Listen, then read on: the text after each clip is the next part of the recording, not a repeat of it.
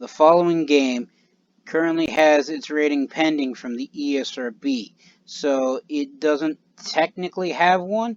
However, from what I've read from the developer, I believe they're expecting it to be a mature rated game. In fact, they do have a mature content description right here, where it is set in a fictional medieval world, and the player assumes the role of an adventurer. He engages in fights and battles and may kill enemies and possibly horses using swords, axes, and other melee and ranged weapons. There is going to be blood and ragdoll death animations.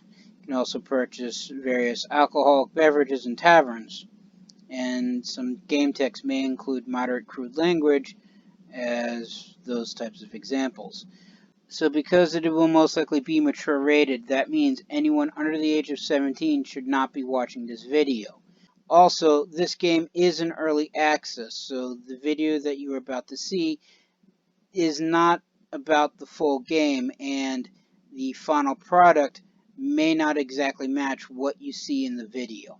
You have been warned.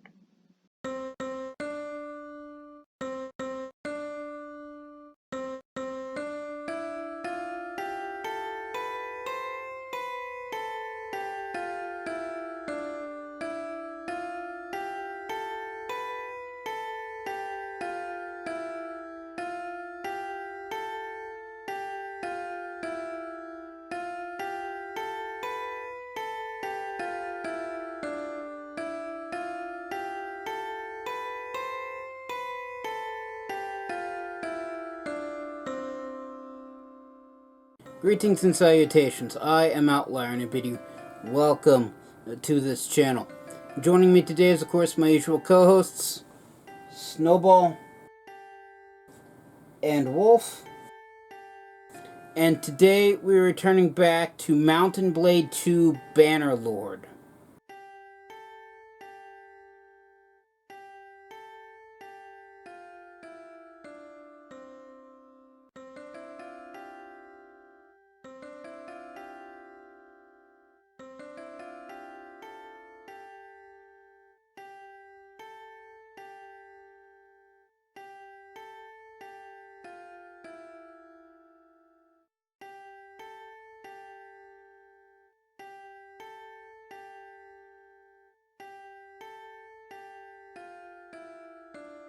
So the premise of Mount and Blade 2 Bannerlord, or technically the Mount and Blade series as a whole, is that you play as, I want to say an adventurer, but you're not really doing adventuring. I mean, you do go out on adventures, you do complete quests, mostly fetch quests and various things, but you're basically set in a medieval world, or in the case of Bannerlord, a failing Roman Empire-esque world, basically right before the Dark Ages happened. And while, as I said before, you do go on adventures, you're not actually adventuring by yourself. You're more of a warband or warlord leader. Basically, you command armies in the field of battle.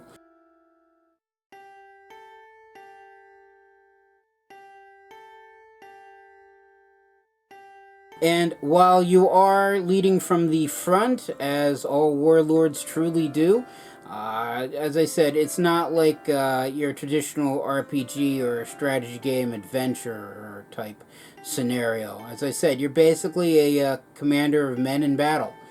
Or I guess technically commander of men and women in battle, because women have been known to take up the sword, as it were.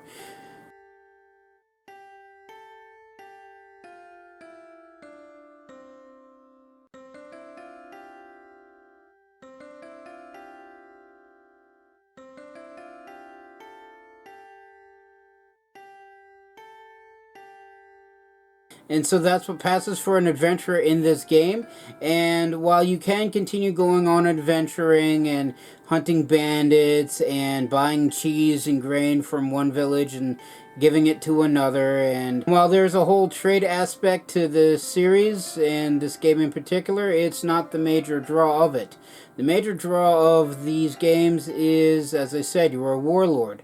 So you basically recruit troops, build up an army, and conquer territory. And you can either pledge yourself to one of the local ruling factions, become the vassal to the local king or queen, Or you can basically take territory for yourself and declare yourself king or queen, and then try to take over the rest of Calradia. However, I should point out that Calradia fights back rather ferociously, so even on the easiest of easiest settings, let's just say that it just changes the damage multipliers and not actual difficulty. And while this is technically one of my favorite games that I've played, it's not one that I've made very many recordings of, mostly because this particular game is still flagged as being part of the Early Access program on Steam, which means that the developers are currently in the middle of actively developing it and adding features and adjusting things. And while there is enough to play and record, they do change things to a certain degree that I'm fairly certain the current version that I'm playing, while most likely resemble in most parts the final version of this game, I'm fairly certain that there will be sections that get changed between now and then. But as I said, there's enough to actually make a video of, and I enjoy playing it, so here we are. And in case you haven't seen the last episode, due to a significant time between when I made the first episode and last episode and all the various updates, I decided to restart, so I played to the very beginning again. While there haven't been that many updates to make me think I should restart again, I haven't really been playing in this file all that much. Yes, but that's in a separate file, so that way I don't miss anything for video making purposes. I am learning these things. Slowly. And not well. But I am learning these things. But anyway, as I was saying, if you haven't seen the last episode, I had started over, finished the tutorial, got through a good chunk of the initial story, and I'm in the process of building what's known as a clan. Now, if you've seen the past games, Mountain Blade Warband, and Mountain Blade Fire and Sword, and technically even Viking Conquest, basically each noble or army leader or group leader or band leader is its own separate entity in those games. So if I were to become a faction leader in any one of those games, AI lords would show up and pledge their fealty to me in exchange for territory and other incentives. And I would have access to that personal noble and his personal retinue or army of troops. And that would be it. Each noble would be basically its own fighting force. In Bannerlord, however, everything is clan-based. So you have your clan leader, which commands the clan, and then 3 or 4 parties in that clan. If the clan leader wishes to change fealty from one faction to another, the entire clan goes with him. So if you have a clan with 4 or 5 groups of armed troops, and the leader decides to switch sides, or if they're a minor faction and they take up the role of a mercenary, all 4 to 5 of those groups join the new side, and any non-combatants like wives and daughters and children and anybody else who isn't taking an active role in combat, they also move with the clan.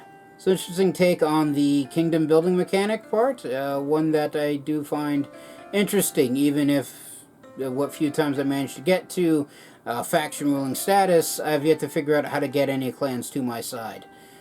I prefer loyalty over, sellouts, so that's probably one of the reasons why I haven't gone actively looking. But I'm not at that point in this file.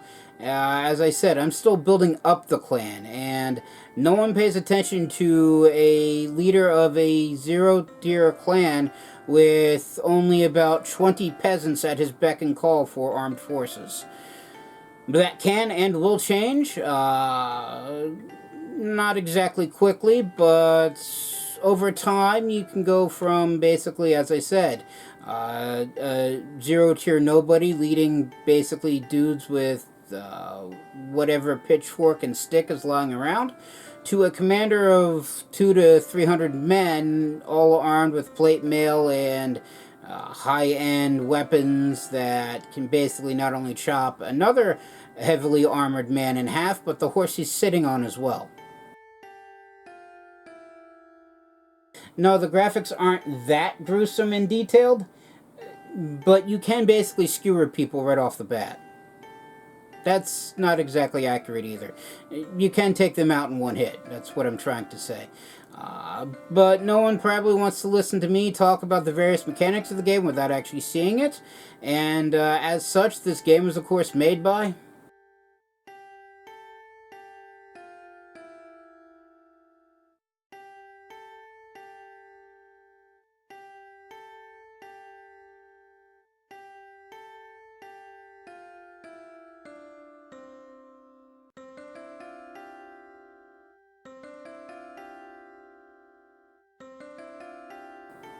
Thank you again. And that being said, let us begin. Okay, so here we are. This is not actually us. This is the town of Lacarion.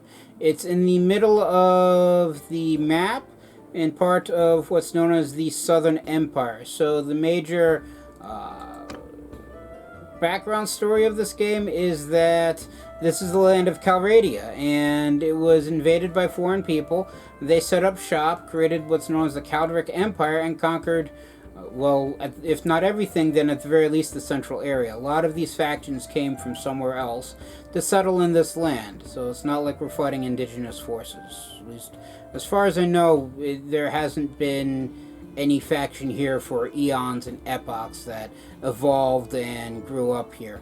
I mean, the Khanate faction came from the Far Steppes. I believe the... Okay, to be fair, I don't actually remember all the kingdoms' names.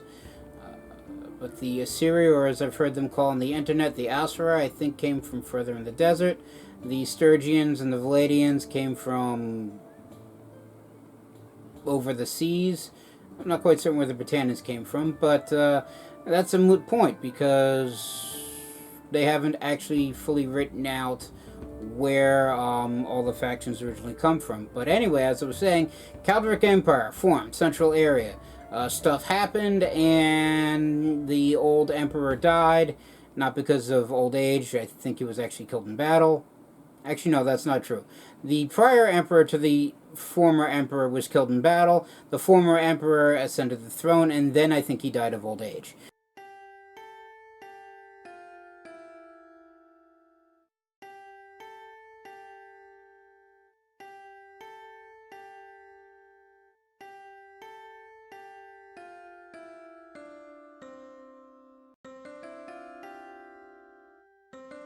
But that left a power split amongst the imperial forces, and they split into three groups. The Southern Empire, the Northern Empire, and the Western Empire, if I remember what I just read. Yeah, those are them. Then we also have the Asurite of the South, the Khuzate, which is the Khanate, to the east, the... Who's red again? No, that's blue. Valandia to the west, and then Sturgia and the Britannans to the north. I mean, you can't really see the Sturgian territory up here.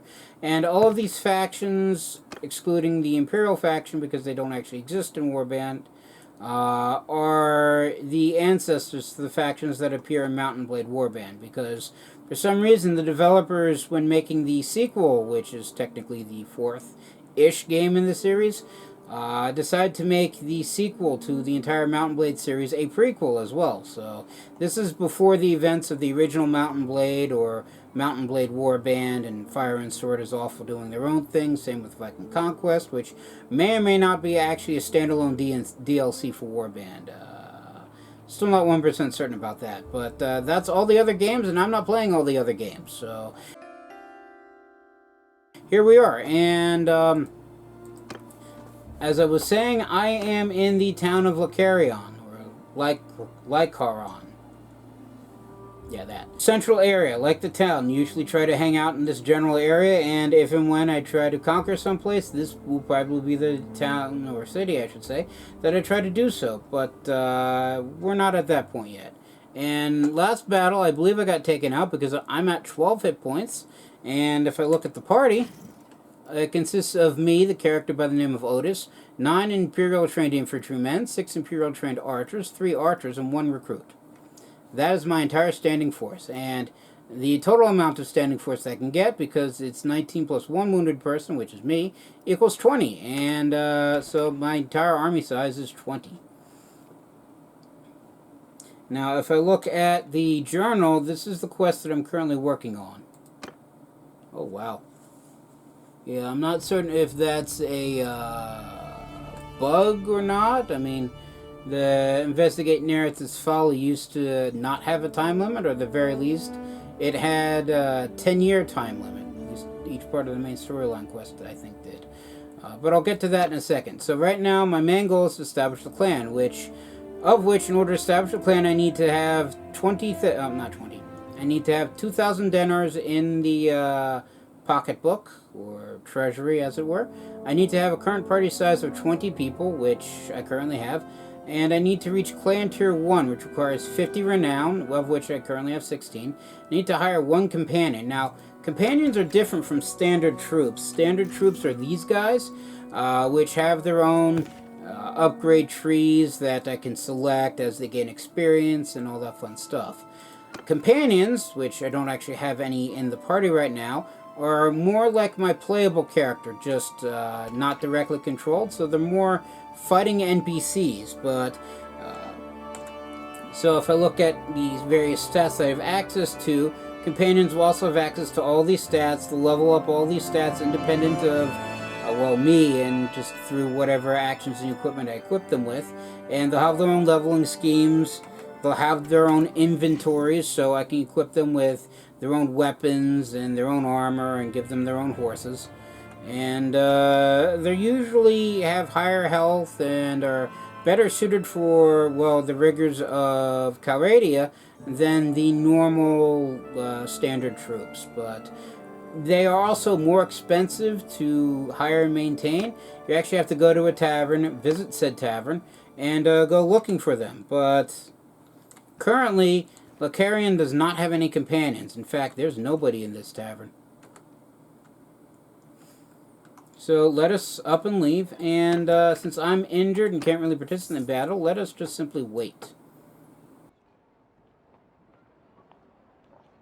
And down here is a rolling thing of text of what everybody else on the mount game is doing. So I just because I'm injured and I'm basically healing myself, I gained a skill point in medicine, and then a whole bunch of people were taken prisoner by the Southern Empire.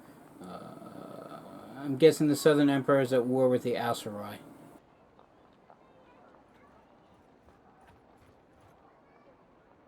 So I'm going to spend a couple days in town just waiting for my health to get back up. And Dionic of Fringen was lost. I have absolutely no idea who that is, or where they were, how they got lost, or how they can be found again. But one thing I should point out, that every day that passes, my army has wages that need to be paid. And since I have 19 people of various tiers, I have a total party wages of 86. So every day I lose 86 dinars, as the currency is called, to said wages. And I stopped waiting, not because my health is full, it's actually just over 2/3, but because there's a party of 16 looters, and I'm unwilling to let that many looters just wander about. So I'm going to hunt them down. Plus, at this early stage in the game, looters are basically your bread and butter. They're what you hunt for more coin and battle loot and renown, because they're so close. My target looters are so close, another band of looters decide to show up. So I'm basically, rather than fighting 20 versus 16, it's 20 versus 30. But as I was saying, I basically fight looters until I gain enough renown and experience to actually increase the total number of troops. Because if I just go to war with a faction right now, I would get, I believe the euphemism is curb stomped, on account of everybody else has like 80 to 100 to 200 troops. And none of them are going to be peasants. At least not initially. So surrender or die, because that's really the only option. And we attack, because I'm not letting the AI control the territory. And we are actually fighting just outside of town. Okay, on that note, Everyone! After me! Everybody follow me. Because we're outnumbered, we're going to take up a defensive position on top of this hill, unless that's the edge. No, that's the edge of the map. So we're going to take a position on this hill. Infantry! Alright, so the infantry are going to hang out down here. Archers! Archers will sit up top this hill. And I don't actually have a ranged weapon, so I can't help the archers. Infantry! Make a shield wall! Because we're going defensive, I'm going to have the infantry form a shield wall. So that way, the closer together, the less chance of... As I said, they are coming, right? I mean, the AI is looters, so I wouldn't expect very much in the way of tactics from them, but, you know, if more advanced noble AI realizes that they can't win by charging, they will take up a defensive position. And I'm surprised, I'm so close to this village that I don't have access to a militia to help out, but oh well. So anyway, the red icon you see on the screen are the bandits, and they are discharging. Enough so much that the archers can now actually hit them. And 3 looters just went down, that's 4.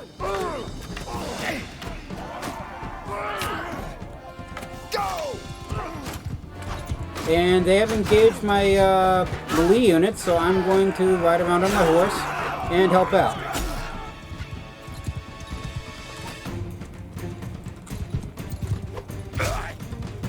Now, I basically have a garden hoe as my main weapon because I have yet to get anything else, so I'm not really doing all that much damage with it. In fact... Okay, that's weird. Everybody charge.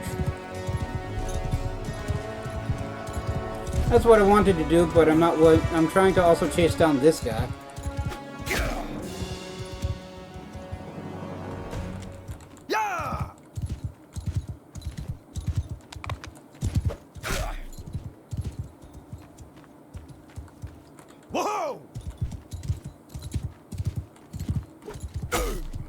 Okay, he's finally dead.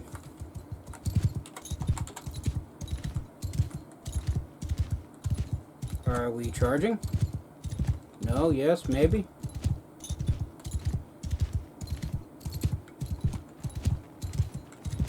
I apparently no longer have access to the command menu, which is odd.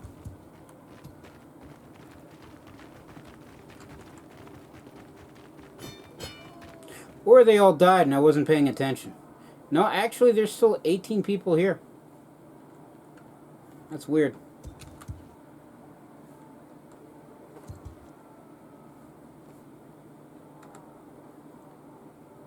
Yeah, so they actually all upped and fled.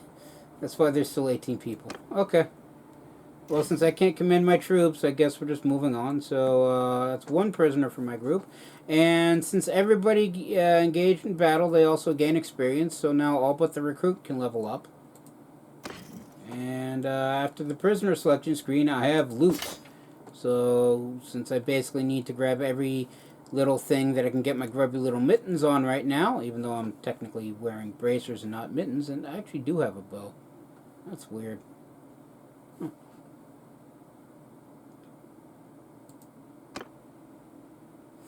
I select all the loot, and now we go back to hunting those who fled. Of course, the group of 8 have wandered so far away, they're no longer reinforcing the group of 10. So, soldier attack! Yeah, there we go. There's the bow. Must have hit the wrong button. Didn't equip it. Now, it's kind of stupid just to charge up in front of my entire army, so just going to canter real quick and then shoot somebody. And I gain a level for shooting somebody in the leg. Now, unlike melee weapons, you can't actually hit your own people with range, so I do need to be careful.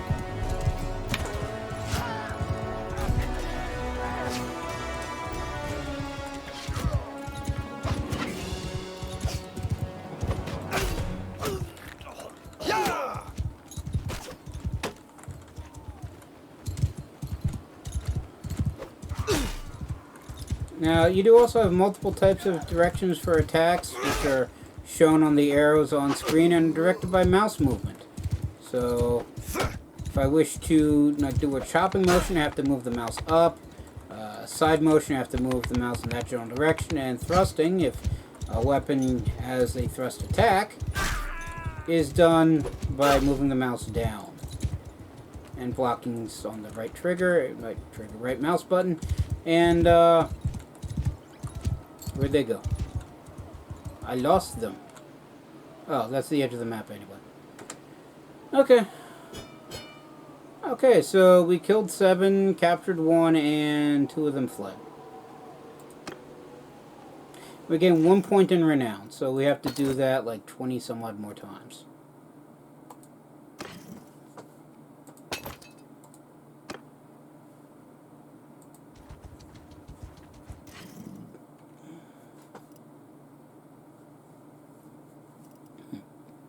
These are new. So I guess it tells me how many people need to be upgraded. So now that people have gained experience, I can actually upgrade them. So the 2 Imperial Archers that can be upgraded become Trained Archers. Then the Trained Archers, I have an option between becoming Veteran Archers or Crossbowmen. And I actually prefer Crossbowmen, mostly because I like crossbows. And the Trained Imperial Infantrymen can either become Veteran Infantrymen or Imperial Menvolaton. Menvolaton? I don't know if I'm pronouncing that correctly. In fact, I'm fairly certain I'm not, but that's the other branching upgrade tree for them that I can follow. And I generally prefer veteran infantrymen just because they'll eventually become legionnaires, which I think are better. To be fair, I don't really go down the Menvolaton path. I mean, they have access to a sword and a one-handed polearm, but no shield, while as the veteran infantryman has a single-use throwing weapon, a reinforced kite shield, and a sword. And then the legionnaires have basically the same, just better. And then the elite Mendevolans, which is the final end for that tree, have the same single-use throwing weapon, a sword, and a one-handed polearm, but no shield. And for my infantry, which are basically, usually if they're not charging directly under a hail of arrows, are usually standing still protecting the archers as the enemy charge at them. And I kind of need people with shields for that, so I generally go with the legionnaires. And this list can get long as you gain more troops, and each different faction has their own upgrade tree. Well, each culture, I should say, has their own upgrade tree. I mean, each of the Imperial factions will have the same Imperial troops. But the Valandin faction will have their own upgrade tree. The Aserai, or Assyri, as I've been known to pronounce them, but I've heard on the internet it's Aserai, will have their own upgrade tree, as will the Kurgits and the Sturgians and the Batanans and all that fun stuff. And as I gain more and more people from more and more sections of Calradia, this list will get long. So to help alleviate the ridiculously long listing of my troops, I generally have the troops follow 1 to 2 upgrade paths per type of troop. And each companion will also have their own list as well. So, I mean, I think I can get up to like 6 or 7 companions. Go to party. No, that's not party. I want clan. Yeah, if I go here and select parties, I can get, well, I can only get 1 party right now, but I can get up to 3 companions as a 0-tier clan. And if I look over here, if once I hit clan tier 1, I get access to 1 extra companion. And I'm actually almost halfway there at 22 renown. Okay. See if we can chase down the group of 8. I don't think so, because I think they're moving faster than we are. I mean, they're moving... And let's actually go after the 15 group. That's simply because there's more people there, and they actually move slower than the group of 8. Oh, and Nazleia married someone by the name of Forum. I have no idea who they are.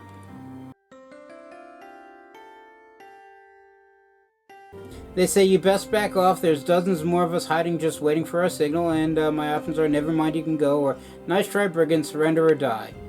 You'll never take us alive. I'm not planning on it.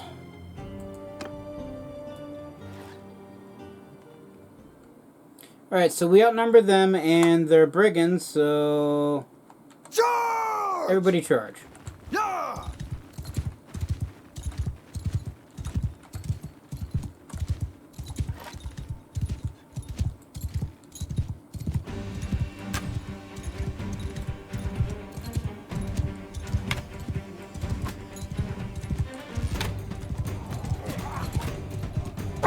I mean, if charging up ahead of my forces helps anything, it did draw 5 people away from the rest of the group. Which means that, for at least my main army, or what passes from my main army, it's now 2 to 1. Or at least it was before they started killing people.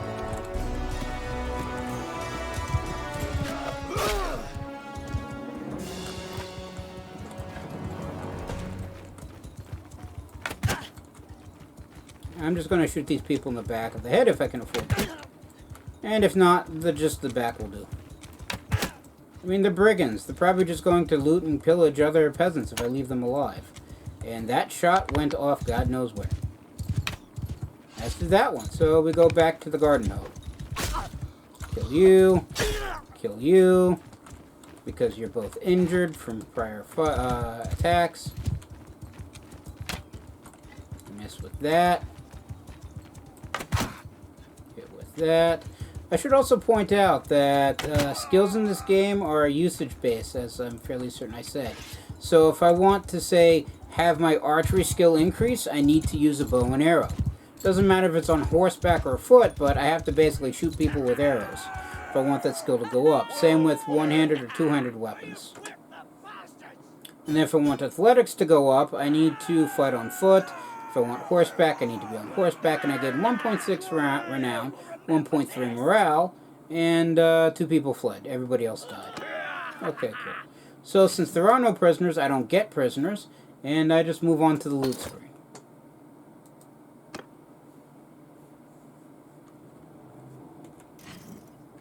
As I say, like, I do have prisoners, right? Okay, so now 5... I'm sorry, no, that's 3 trained archers can upgrade, as well as 8 Imperial trained infantrymen. So as I said, I prefer crossbowmen and the veteran infantrymen, because I'll eventually upgrade to legionnaires for those guys. And the Imperial crossbowmen can upgrade to sergeant crossbowmen, and all that fun stuff. But as troops increase, I have to pay for their cost of upgrading their equipment, and the higher the tier the troop is, the more daily wage that person gets. So originally it was expending 86 coin per day, now it's 123 if I hit done. And better troops generally fight better and last longer, so I'm going to upgrade them.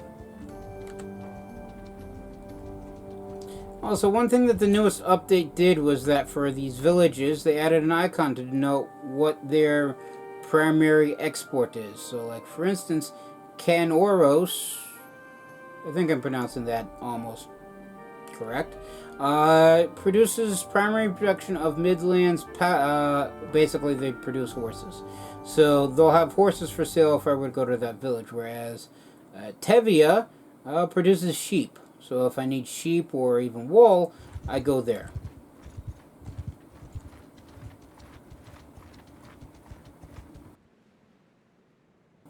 Alright, so it's their normal talk, and I tell them to surrender, and they say no, so off we go to war. Go!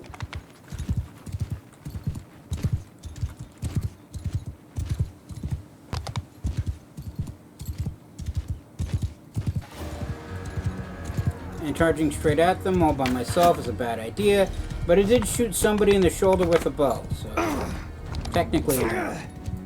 And they have rocks, so. But again, I got 4 people chasing after me, which is, I guess technically 5 people, but that's 5 people that aren't fighting the main group, which is 5 people less they have to kill. Of course, that does mean that they flee, and they're in a better position to flee.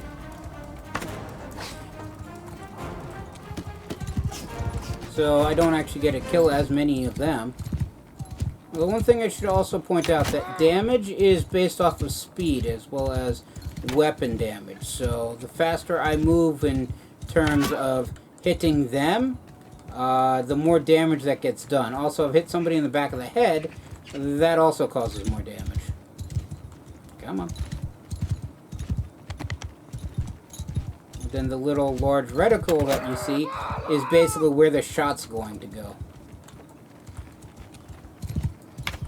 And since I have basically a broken hunting bow, which is one of the worst bows possible, well, I wouldn't say worst bows, it's one of the starting bows, and since it's cracked, it's damaged, so it's even less accurate. Yes, we did. Let's move on. Oh, look, we captured one person. We gained another 1 point in, well, 1.1 points of renown. Alright, so you go in with the other two. I take their what little stuff there was, and we move on. So let's actually head back to the city of Lycaron. Lycaron.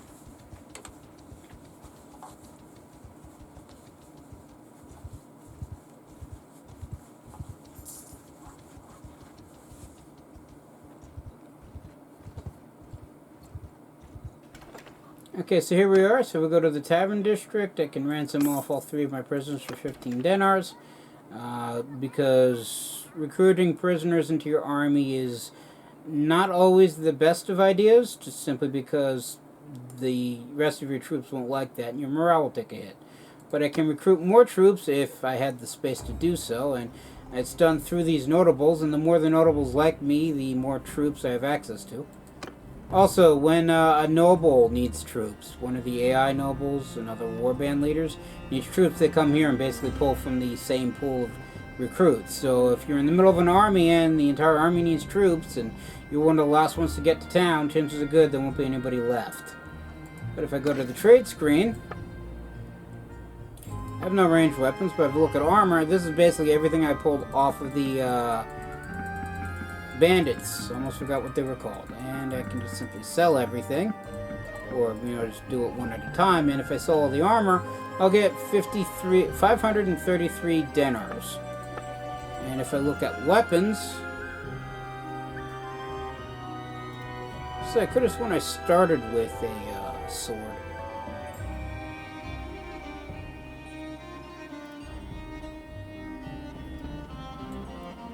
I'm going to remember why I decided to switch to a charred garden implement as opposed to a sickle. Although the charred hoe can be used as either a one-handed or two-handed axe. So maybe that's why. Anyway, I don't normally sell the weapons, at least the melee weapons, on account of there's a weapon creation mechanic in this game, and I like taking apart the weapons for parts, but all of that requires what's known as charcoal, which is gained from, well, turning wood into charcoal or just simply buying charcoal, which is not available right now. So just accept it and move on. Of course, I could also buy armor other than what little armor I actually have. But armor is expensive, especially as you get higher end stuff. So like the worn and torn hoods and capes and robes, they're relatively cheap, but the round kettle over mail, which is basically chainmail underneath a plate mail helm, is basically, if I had that kind of money, I'd probably be more than a tier 1 clan by now. So I guess I work with what I have. If I go to the smithy screen, this is where I can make weapons, and one of the new things that they added in the most recent update is the ability to basically build stuff for the various notables. So if I had the smithing skill available, which I don't, I can make a 200 axe for Mina, and she'll give me 415 coin for it. Whereas if I make a throwing axe for a lucky Nethor, which I believe meets these categories, I can get 868 dinars. Whereas if I can get a 200 axe for Leosis the Smith, I mean, if he's a smith, I question why he needs me to make me a weapon, to make him a weapon. He'll give me 3,340 dinars for it. But I mean, I don't actually have the ability to make anything right now. It's just basically...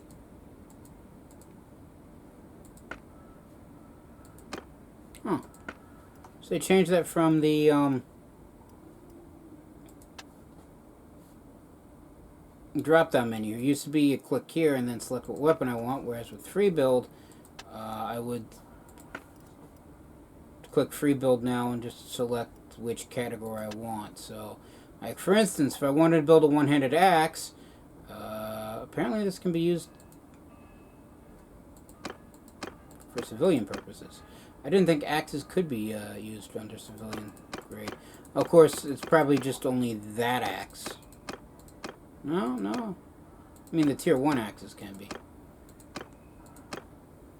But if I wanted to say make this axe, I basically select from all the various unlocked parts, which is just the standard axe and the standard handle. And then if I have the charcoal and all the various other resources, I can make it. And I can also increase the size of each of the parts, and I should be good to go. Oh, that's interesting. They actually have whether or not it's a civilian compatible weapon right here. That's cool. I mean, in the past, I couldn't figure out what could be used for civilian purposes and what couldn't be. So it was basically a guess when trying to make weapons for everybody. And this sword actually has a bonus against shields. Interesting.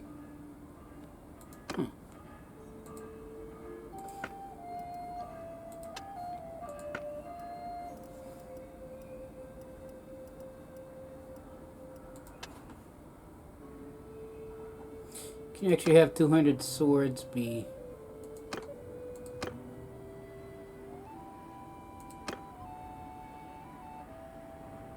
useful for civilian purposes? I guess only the blade now is it determines whether or not it can be used for civilian purposes. Like I said, before they had the markings to denote what can be used for civilians and what can't be, it was basically guess. So I can't build any kind of throwing axe because I don't have any parts available. I can't build a javelin because I don't have any shafts available. I mean, I can build a one-handed axe. I can build a one-handed sword.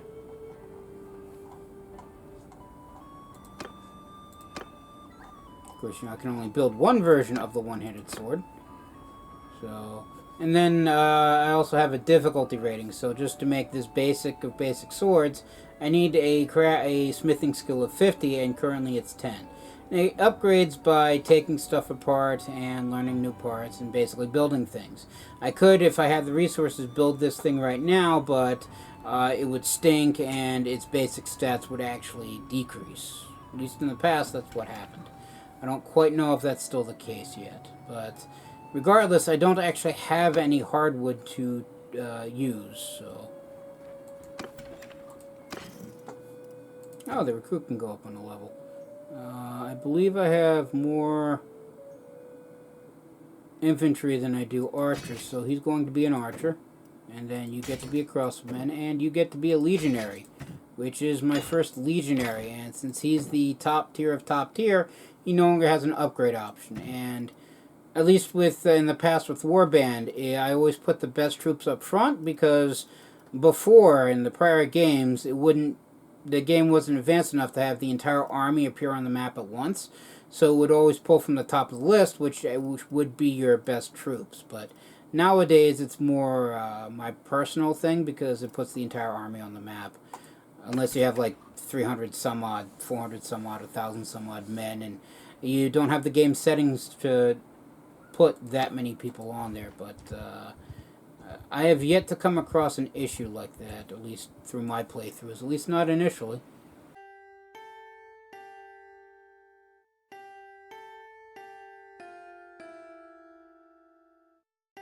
Alright, so you produce clay. I know someone in this general vicinity makes hardwood.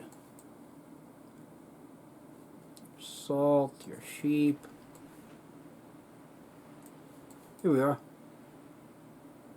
Ordrissa has hardwood.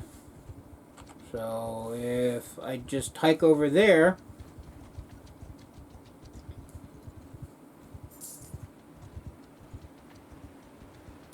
Okay, so the Kuzits have, or Kuziats, have made peace with the Northern Empire. Someone won the tournament at Jomea. A bunch of people were taken prisoner by the Western Empire, as well as somebody from the Wolfskins, a minor faction. A couple more tournaments were won. I paid 131 coin for daily wages, and I'm not paying attention to all the looters that I'm coming across.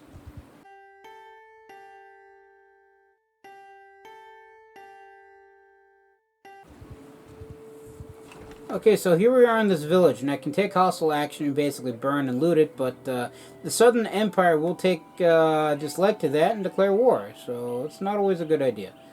However, I can recruit troops here like I can at any other town, and this guy actually offers a Vilga recruit, which is a special troop rather than having the normal upgrade path. He goes to one of the most powerful units I've seen, the Imperial Elite Cataphract. At least for the Imperials, it's one of the most powerful units. So I'm actually tempted to hire him out and kick one of my other guys to the curb, but I actually don't like doing that, truth be told, so I'm not going to hire troops. But I am going to buy products, and I need hardwood, but no, carrying capacity has been exceeded, and as has money. Because, let's actually start with...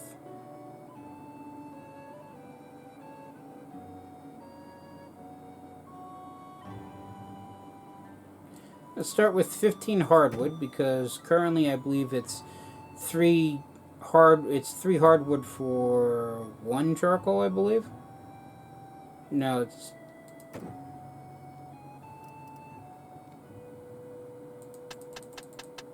Let's up it to 20. As I expend even more money, which I probably can't afford to spend. And let's head over to Onria.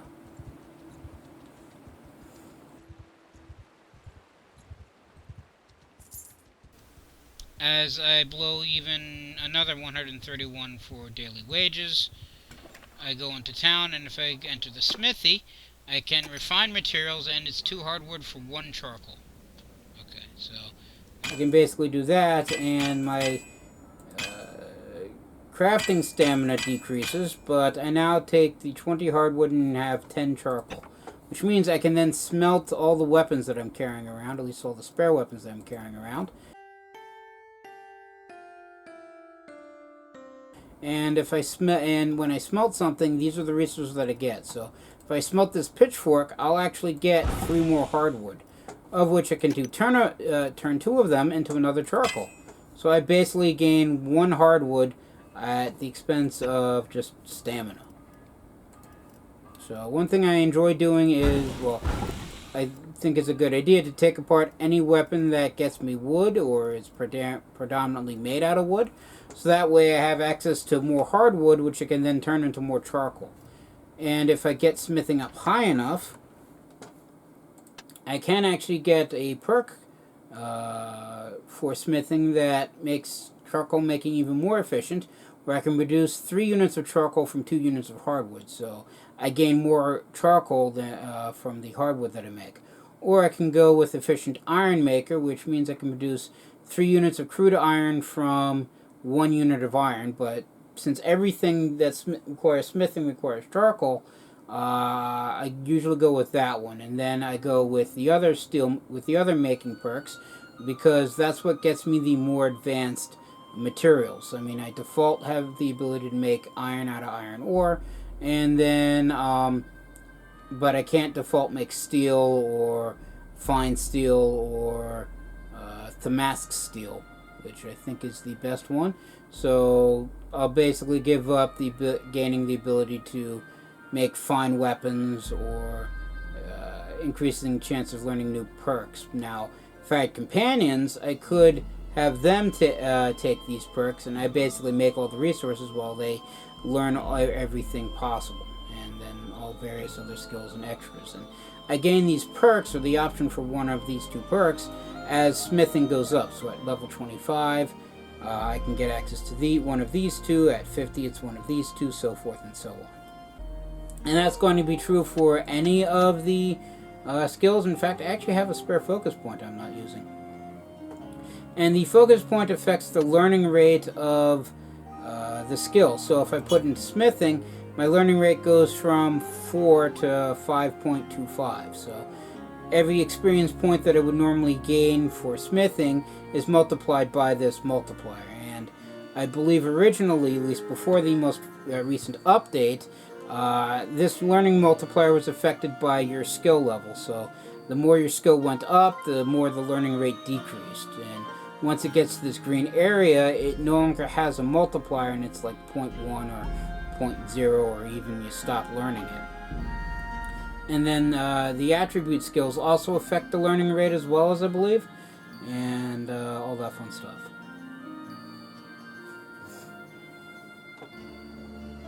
So now smithing, I basically learned smithing faster. And since I'm in dire need of funds, let's go hunting for bandits.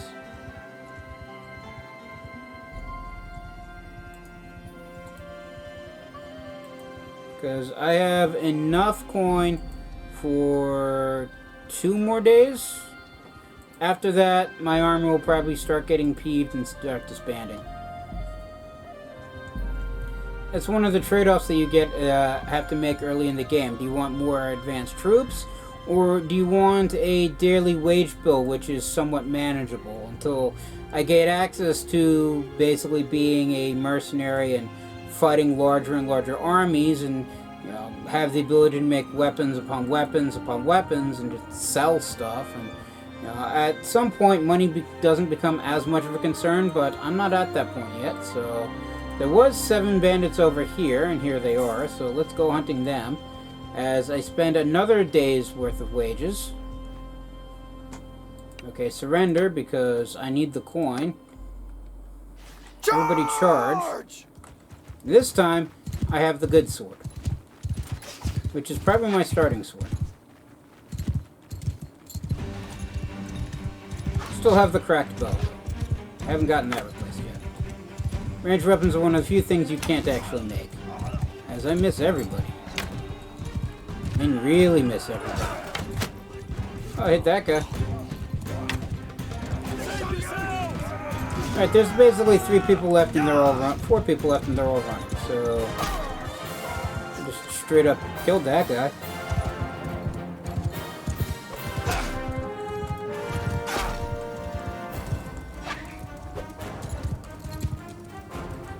Whoa!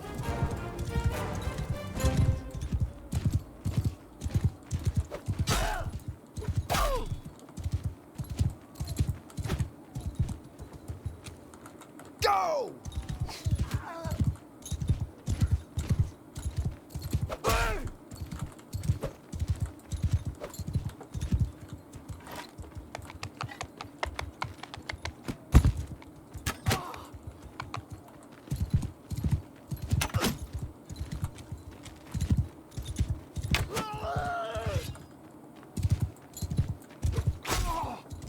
Okay, he's dead.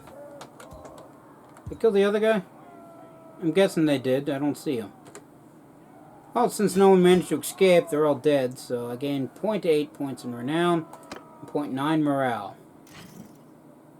Also plundered 108 gold, so I make wages for another day.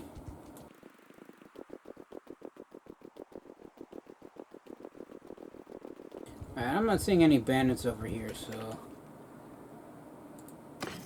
we trade, and little armor I did make. Well, I did pull off with the corpses. I sell for 107 coins, so I mean, combined with what I already had and the just straight up gold that I had plundered, I guess I have enough for an extra day. So, ooh, mountain bandits. Come back here, I wish to fight you. So anyway, these are mountain bandits. They're a bit more experienced than the looters that I've been hunting. And I found a hideout, and as soon as all this... Oh, my scouting also goes up by a point. After all this goes away, the hillman, who I guess is in charge of this group, mess with us and will sell our lives dearly. I don't care, brigands, surrender or die, or you can go. I need the money, so you'll never take us alive. We attack. Right, so the hill bandits are more advanced, so they have better equipment than the weapons, well, the looters that I have been fighting. In fact, one of them even has a horse. Give him hell! Yeah! And he even has throwing spears.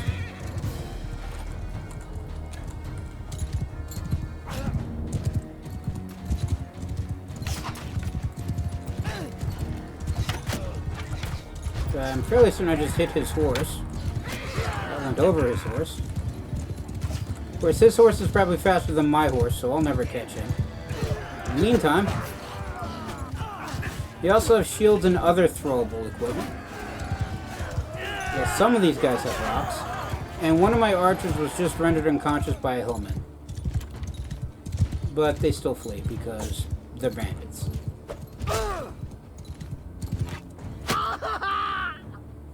He's dead. I think the guy with the horse left. Generally, if mounted troops flee, I'll not catch them.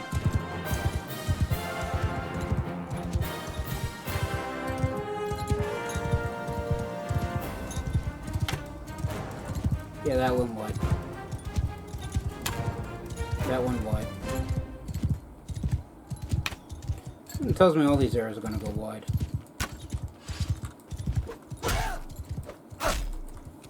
Get back here.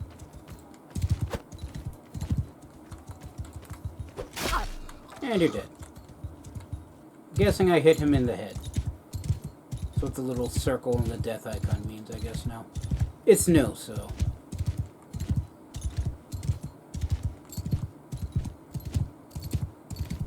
Why are people running off in this direction? Because some of the brigands fled, and their armor unit, their bar at the top of the screen, has gone down, which means that they fled, so moot point. So I captured one, 2 guys fled, and I killed 10 of them. I gained 2.1 points in renown and 1.6 points in morale, and one of my guys was injured. Plus side, because of the more advanced troops, I plunder 215 unit gold, and I captured 1 hillman, which should get me more from the ransom broker, and I get slightly better equipment, but not all that much better. So we're done. So I gain yet another day's worth of wages, and I can attack this hideout, but all my troops are basically, well, I don't want to hit the hideout until I have better armor for my personal character, and I have like a dozen legionnaires, so the 2 remaining hillmen left. We chase down and attack, and everybody just charge.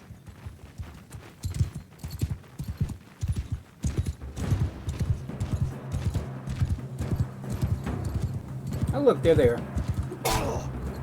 As I get stabbed in the leg for 20 points of damage.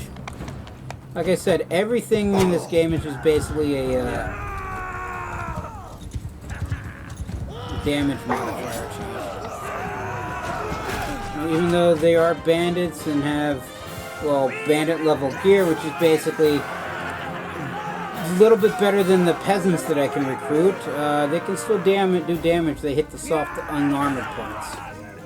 But somebody was injured, the other one died, and I gained 108 more gold, and another hillman as my prisoner. And another pair of torn shoes, and more food, so... bonuses, I guess. Right, more of my people can be upgraded, but since I'm having cash flow issues, or at least worrying that I'm having cash flow issues, I'm not going to do that just yet, because as I said, the higher I upgrade the people, the more the daily wage will be. So 3 looters gets me 15 coin for prisoners, and 2 hillmen net me 24. Also, there's a companion here in Hurangan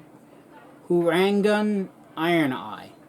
So if I visit the tavern, or just click on his portrait, but I prefer, assuming I don't punch the air, to actually go to the tavern and look for this guy.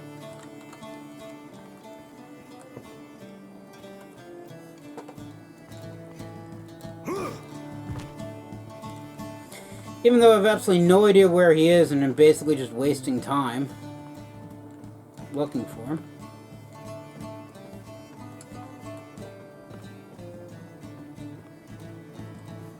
Alright, so there's nobody in these doors. So which means that's either him right there, but that's not him, that's a townsman. It means he's on the main floor of the tavern.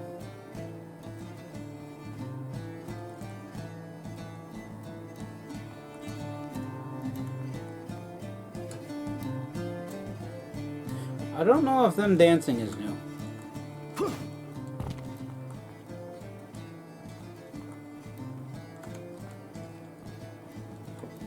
Also, the tavern's a place where you can pick up more advanced troops than what the notables can give you. Also, specialty and other mercenary troops as well. And that's the tavern maid. Townsman. Oh, here we are. Hurunag Iron Eye. So if I talk to him, he goes, wine tastes like, yeah. Anyway, what do you want? And I can say, my name is Otis, sir. Tell me about yourself, or I'm Otis. Let's skip the pleasantries and get right to business. I figure it's better to be nice with a companion, so tell me about yourself. Yeah, I'll tell you a tale of life in the great Kuzite hordes, terror of the world. So he's from the Kuzite culture. I fought for Ulis Khan and for Moncheng Khan and even for old Ura Khan. But I fight on foot. My family's from the town, not the steppe. Life's a little different for us. The horse lords, the men of the great tribes, well, they gallop here and they gallop there, shooting this and shooting that. They win battles, I'll give them that. But at the end of the day, if the enemy's still laughing at you behind their walls, all that galloping means nothing. We foot sluggers, we're the ones who go up the ladders and into the meat grinder. Did that for 15 years, and I'm still getting less pay than some boy fresh off his mother's skirt, who happened to own a horse. Relieve yourself on that, I said, and went looking for other work. And then it's indeed good infantry is the backbone of an army, or resentment is the poison to an army. Men must learn to follow what orders they are given. So let's agree with him. At any rate, I'll fight for any man willing to take the same risks that his men face. If you have work, we can discuss it, and I can use someone like you in my company. And here's where companions get more expensive. Just so you know, I'm not cheap. I want 3,844 denar as an advance, or there's no deal. And I have less than a tenth of that, so can't afford that right now. So I can still hire him back in when I have more denars, but for right now, I can't actually purchase his services. And to be fair, I make certain all my companions are mounted anyway. So if he doesn't like riding on the back of a horse, he's going to have to learn to ride fight on the back of a horse. But if I look at heroes, this is every notable or important named character in the game, and I can filter them, which I probably should, considering this is not just every possible companion, but your family members, every noble and their family, and every minor clan member and their family if they happen to have one. But I can select occupation, where I can just simply select the faction leaders. There's actually more faction leaders than I thought, but this is also the minor factions as well. Just the nobles, or just the wanderers, who are the possible companions. And I can also select between gender. So there's actually 6 female wanderers around, and one of them's a healer, who has healing capabilities, so you probably should make certain I figure out where she is. And the others are just standard combat units. Whereas if I look at the men, there's also at least one healer here. A siege engineer as well. I'm looking for... here we are. Hurung Iron Eye, and these are his skills. So he's skilled in polearm and one-handed weapons. And that's it. So if I need basically somebody to, serve on the line and fight with the main force, he's the guy I go to. But if I need a specialist for a certain job, and if I go to parties, I can select roles, and there's 4 different roles to choose from. He's not going to be a good fit, at least not initially, and each of these roles take up a certain position in the clan and basically take over from my character having to do it. So if I find somebody with a higher scouting skill, they can become the scout. Same with the engineer. If it's steward, they can become the quartermaster, or higher medicine, they can become the surgeon. But I should point out that if I select a companion for any one of these jobs, as those jobs are complete on the overworld or through just general usage, I don't get that experience they do. So, I don't think I have any armor to trade. Actually, no, I do have armor to trade. So let's sell all of that for 380 coin, basically a couple days worth of wages, and I can't actually smith anything more because my smithing stamina is at 9, and it doesn't go up unless you're resting in town. And since, I mean, well, let's wait a day. I'm gonna say, I don't have that much coin, but I do have a couple days worth of wages, and it does give my character's health some time to heal.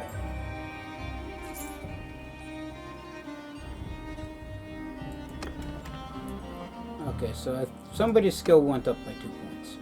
And now my smithing stamina is higher, and I have more weapons to play with. So let's take apart this pitchfork, as well as these wooden hammers, because they net me more wood than, well, any of the other weapons, truth be told. And now I have 2 charcoal to play with, so let's actually refine more.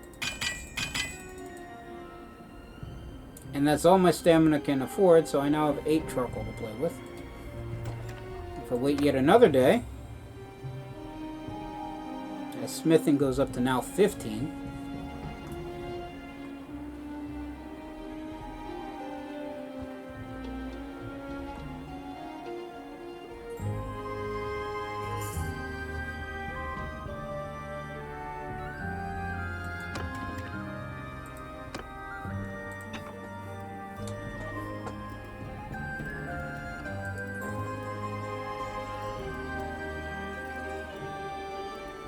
Take apart this sea axe for some advanced components, and I unlock a new piece of equipment.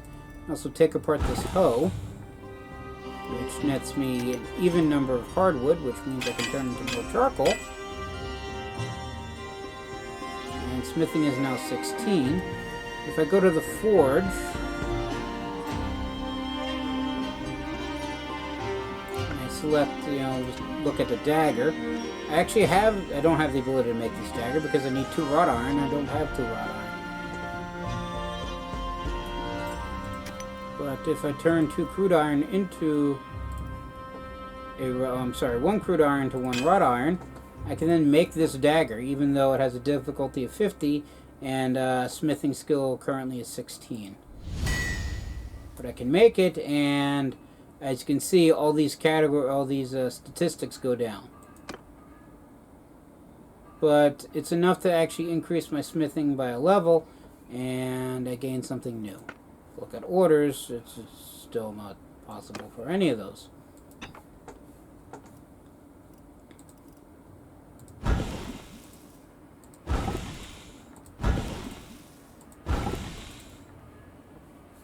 Just take apart a whole bunch of extra stuff. If I go to trade, I can technically sell the weapons that I make. Except I think I already took it apart because I'm not seeing it here. Oh, I'm at full health, so let's go looking for more bandits to hunt. Because, I still got to get to 50 renown and 2,000 dinars. And sitting around and upgrading troops is not making me money.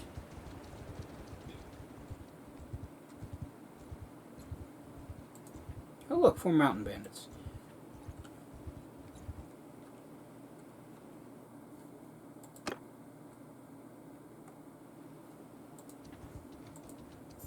I was looking up Neritha's Fog because one of the faction leaders actually ran past, and she didn't have the "this person is relevant to a quest!" exclamation part next to her. So Let's just kill these bandits, and they're too far away from the mountain bandits to matter, so... Kill them all! I hunt 4 people. Yeah!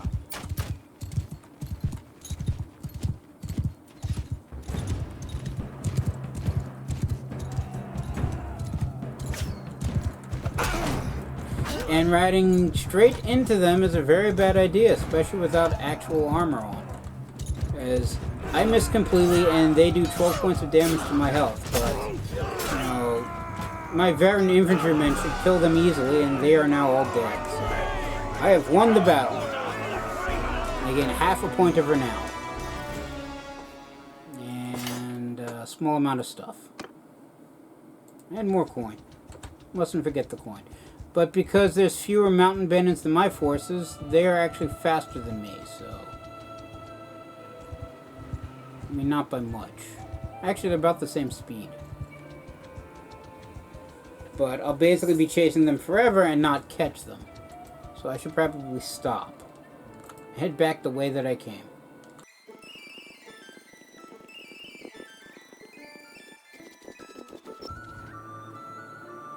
Okay, so now these mountain bandits are close enough to these looters that they're joining the battle. Of course, there's also another noble by the name of Thoros, who is also close enough and joining the battle. So instead of it being 15 to 20, it's 15 to 108.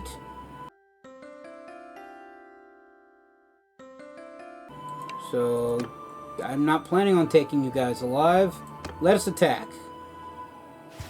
And everybody charge, because the actual army is probably going to do the lion's share of killing, especially considering he actually has a mounted division. And my entire mounted division is me with a crappy bow. As I almost hit one of their guys. And they managed to actually take out Imperial Heavy Horsemen. That's interesting. As I take out a Hillman, just through my own capabilities.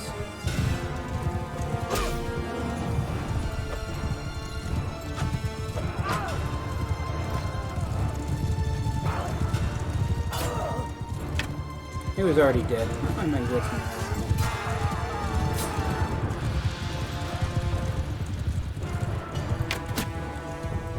Hit him in the leg. Hit him in the back of the head, but he's still going. Because, you know, just hitting somebody in the head isn't fatal. Although it probably should be. Still does more damage.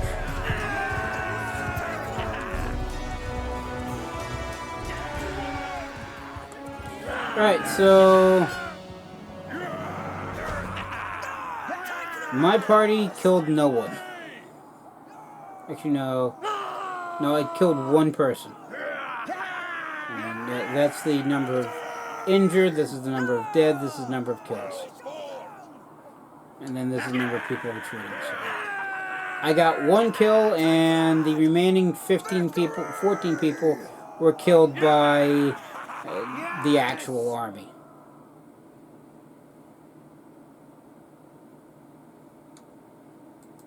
Right, and since he came to aid me, he doesn't say hi or thanks or anything. So we progress on. In fact, I don't even think I got loot from that.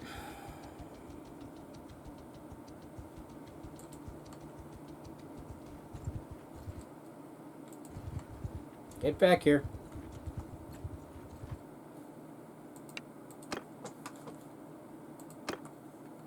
I need you guys as a paycheck. Everybody kill them. Yeah!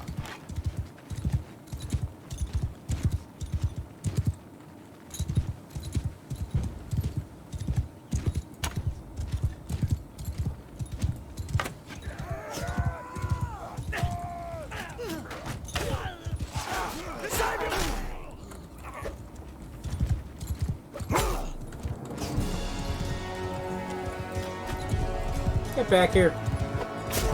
And he's dead.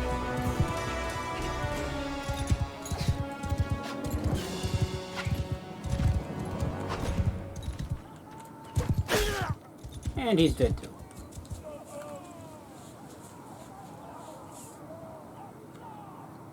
So there's somebody left. I gained 0.7 renown. and 0.8 morale. And plundered 112 units, no, 112 gold. I head back this way.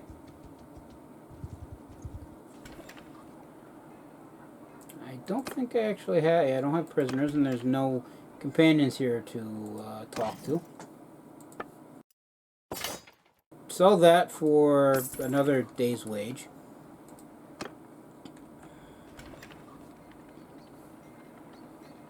You know what, if I'm being honest with myself there, I'm not getting... I mean, I have to run around looking for a coin, so I'm not going to be smithing much.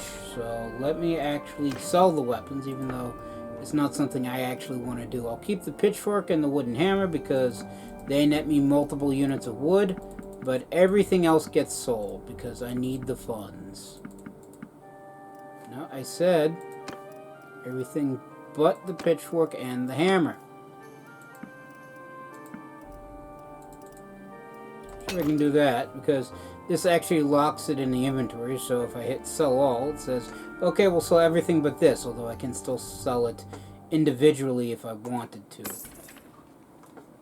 But that nets me 224 gold. So back out we go.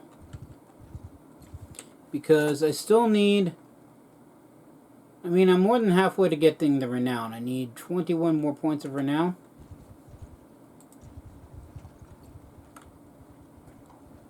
Oh look, 17 looters. Come back here. You were my payday. Get back here, payday. Thank you.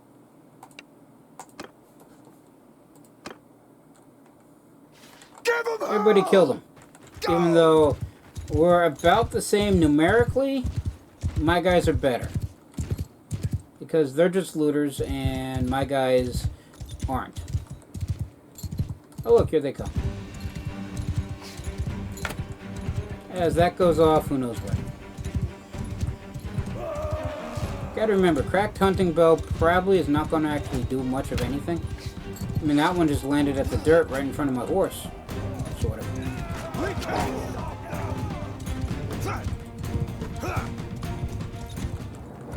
And because they're looters, they lose a couple guys and everybody else flees. Because to them, my dudes are an unstoppable force. And they would be right, from the bandit perspective. Alright, so there's one. Whoa!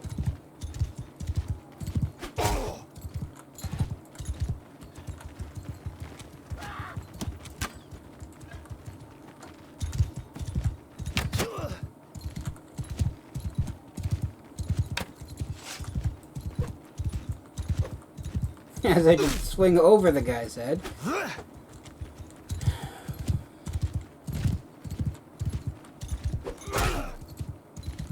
Hit him. Miss him. I'm usually better at this than this, but usually I actually have better weapons and a bow which can actually aim where I point it. Anyway, he's dead, and what, half a dozen other guys leave? Miss you. Well, past the boundary. So if I leave then, it would flag me as running away. So 9 people fled, but I do gain just shy of 2 points of renown. Technically 1.7. Also 3 prisoners and 141 units of gold, which means day's wage just off of that. And chase after these guys.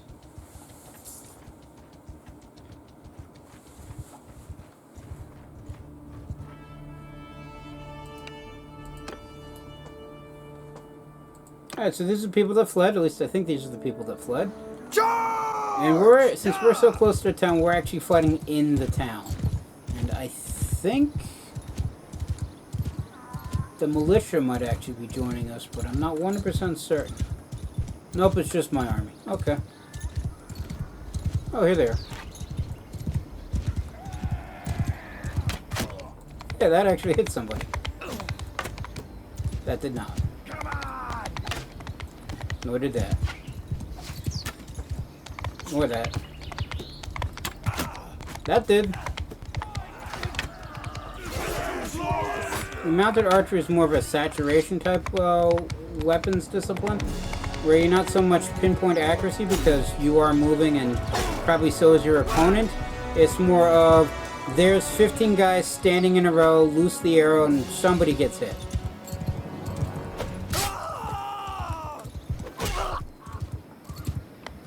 Just stab somebody in the back of the head. They missed with that one.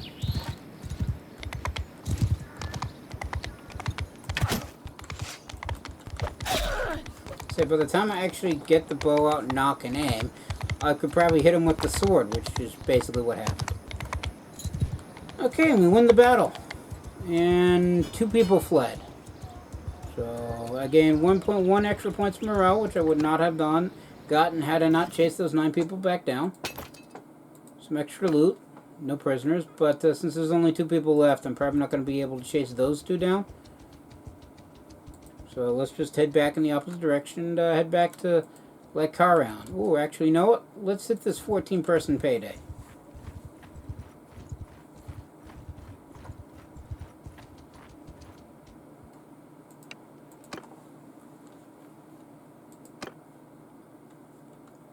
Attack!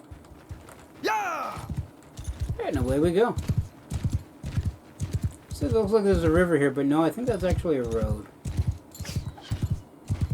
Or, you know, just a dirt path. Anyway. That didn't hit anybody. Got hit by somebody. That's never fun. Got hit again.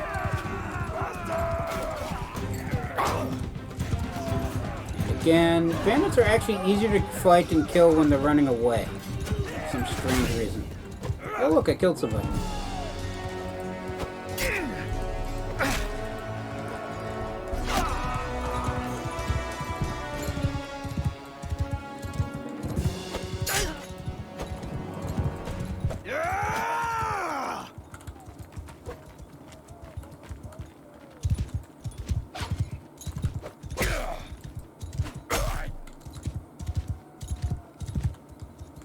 Point out, it's not a payday unless I take them out, or if somebody takes them out, and I don't much care who kills them, just as long as they die.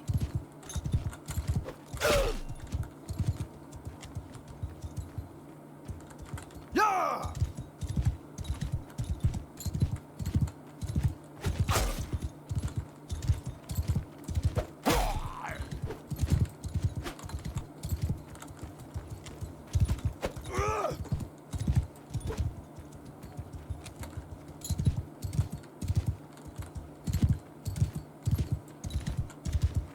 Back here.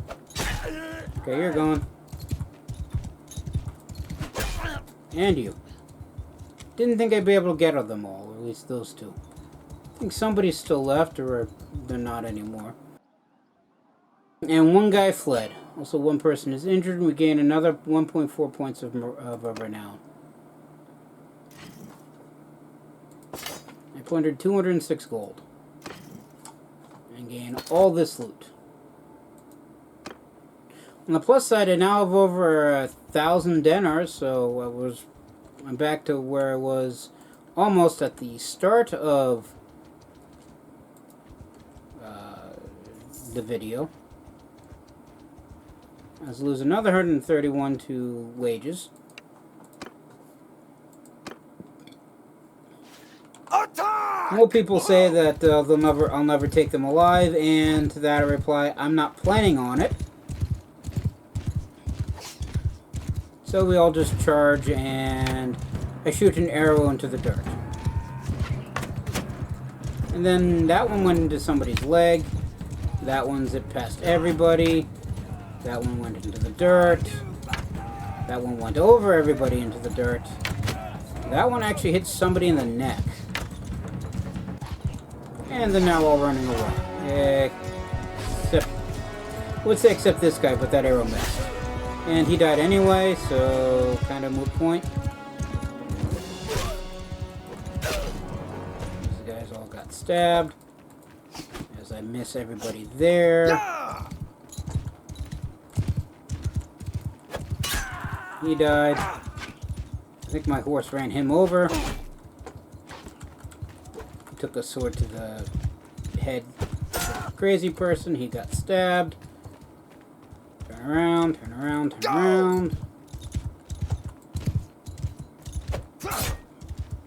He's still at it. Where'd you go? There you are.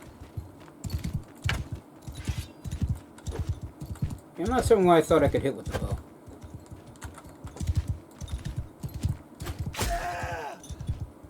And he's gone. We gain 0.9% renown. Also, exactly 1 day's worth of wages. I won't complain.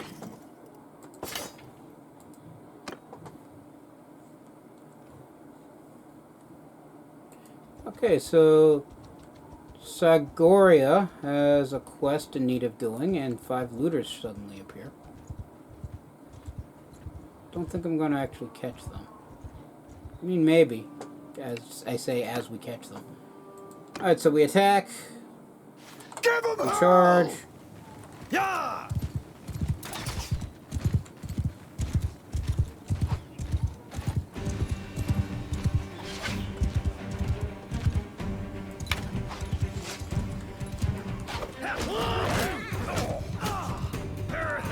And everybody just decides to attack me, but that means that they're not paying attention to the roaring horde that is about to descend upon them.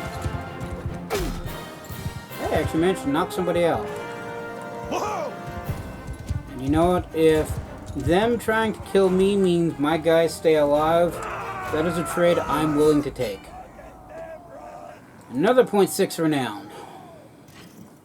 Another 43 gold, 1 more prisoner to add to the pile, and everybody except the legionary, who can't be upgraded anyway, can be upgraded. Well, all but 1 crossbowman and 1 trained archer.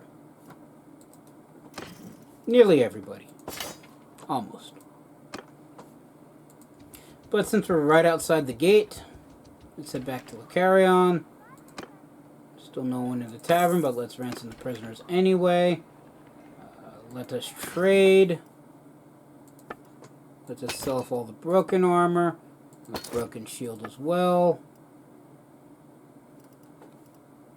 Alright, flag these hammers. And the blacksmith hammers. Sell everything else. Look at the smithy. Okay, you know what? I'll just sell the blacksmith hammers because they're only worth 1 wood. Oh, wrong button. Wrong button.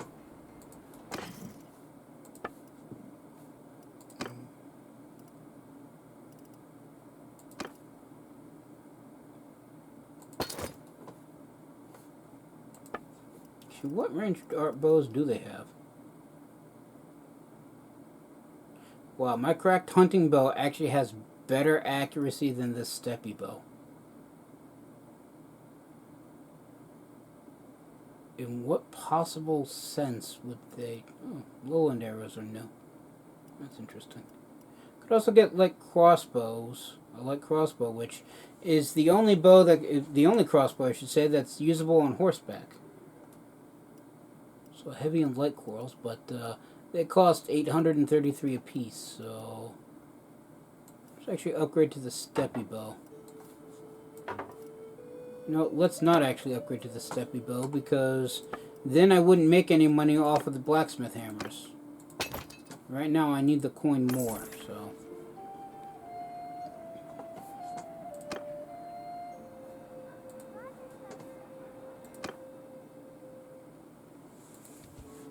We head back out. Well, these are the 2 looters that have been running away from me for a while now.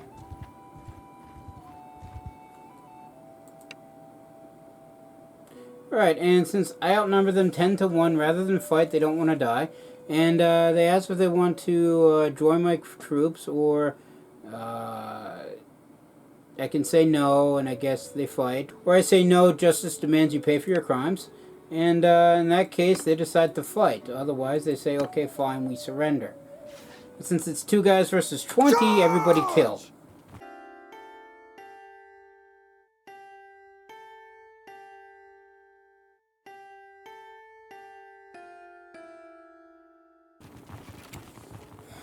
Go!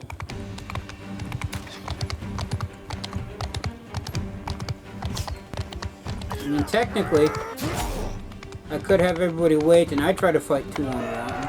But, truth be told, my lack of useful gear, I don't like my chances. So we won the battle. We managed to take somebody alive and gain 0.3 renown. I did not pay attention to see if we gained morale. And I think that said 30 coin. Anyway. So yeah, I need literally 15 more points of renown, 209 denars, and a companion. Also, not lose anybody. If I go here, Phyros of Sarga needs grain seeds. So if I talk to him, I do the general introductions. I can say, well, yes, sorry, I don't think I know you. I can say, I am Otis, who are you? Or, my name is Otis, sir, may I ask your name? Or, they know me as Otis. Mark it down, you shall be hearing of me a lot. Let's be nice. I'm Phoros? I'll go with Phoros. I've lived here all my life here, worked the land as do my kin. A lot of people here in Sagora, the common farmers and craftsmen like me, and they like me to speak for them. I'll mark your name.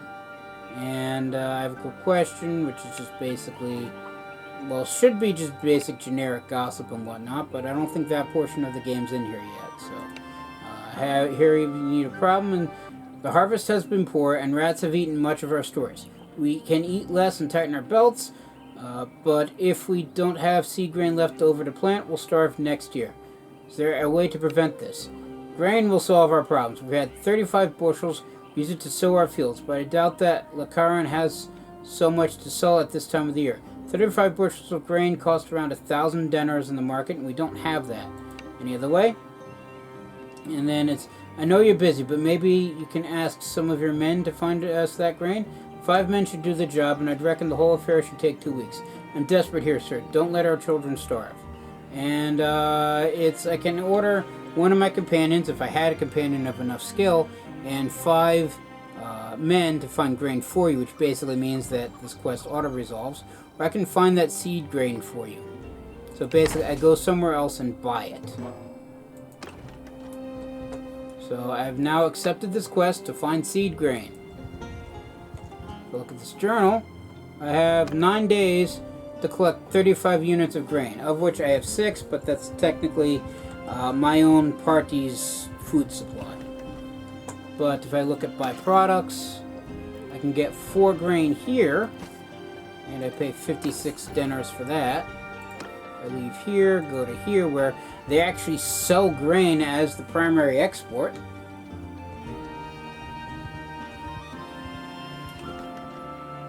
Byproducts, they got like 78 grain. Why I didn't just come here, I have absolutely no idea.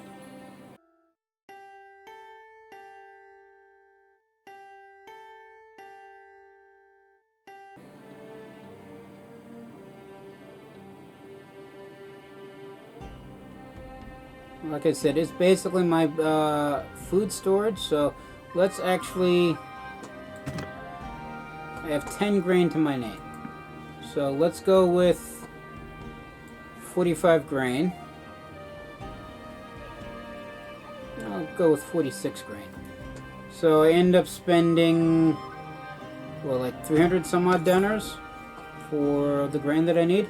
I have enough grain to complete the quest. Return to Sagora to complete the quest. And I still have enough grain. Return to Sagora to hand it over, which I'm in the process of doing. And then I can go walk through the lands and find the guy, or I can just click on his portrait and just say talk. So he says, Otis, it's been a while. It's been a day. And then, yeah, thanks again for your help with the problem, about the task you gave me. We bought 35 bushels of grain. Here's the grain. Thank you, sir. You are a savior. And I complete the quest. Log updated. And that's it. And I had hoped that that gained me renown, but it didn't. Although it did make I I mean, it didn't really do anything. I spent coin for grain and got nothing in return outside of the warm fuzzy feeling for doing a good job and helping people.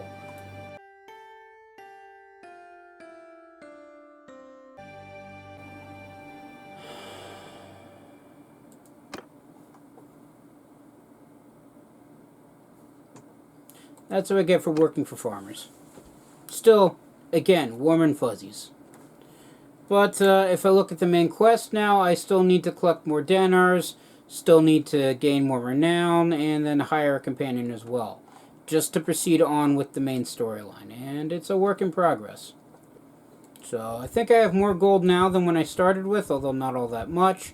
Renown is definitely higher, but because I'm basically hunting I'm basically hunting bandits and former peasants and basically people who just walked off to go looting and pillaging with just whatever sharp little knife they have in their old cubby and drawers. By that I mean kitchen drawers, not underwear or pants. No, there's not much renown for basically killing 7 men who can barely fight back, even if they are bandits. Kill them all! So renown doesn't gain all that quickly. I mean, if I were fighting 100 bandits at once, probably, but I don't have the manpower to do that. And I deliver 99 damage while taking 11 in return. I take 3 more damage, because these guys are tossing rocks. And I'm out of sword swinging range. But the remaining, 3 people just simply up and leave. So I stab somebody in the back of the head, and whack a couple people in the back, and hit him in the arm. And miss, and I think somebody hit him with an arrow. And that guy now died. Get back here.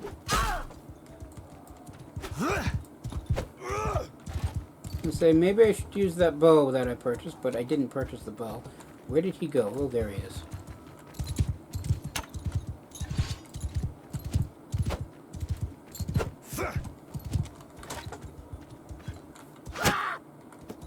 As somebody else shoots him because I couldn't find him. But like I said, I don't care who kills them so long as they die and I get paid. I get 0.7 more renown. I plunder 140 gold. And gain more stuff. So let's head back to Lakaran. And as I was saying, I haven't gotten to Clan Tier 1 yet, so that's a work in progress. And once I manage to get that far, I will be able to... Yeah, I'm not working for bandits. Be able to proceed on with the storyline. But the opening is slow because, like I said, nobody sings songs of the guy who used 20 people to kill 7 poorly equipped bandits.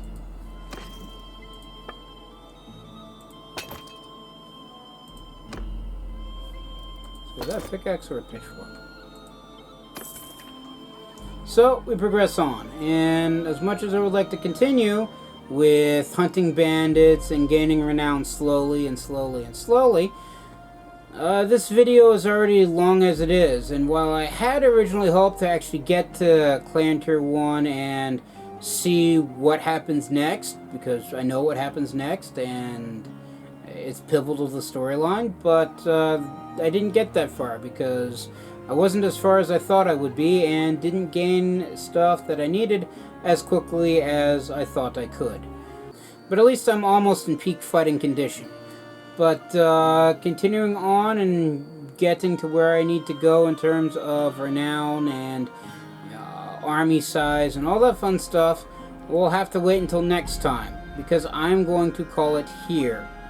Everybody stay safe from the plague, and have a good day.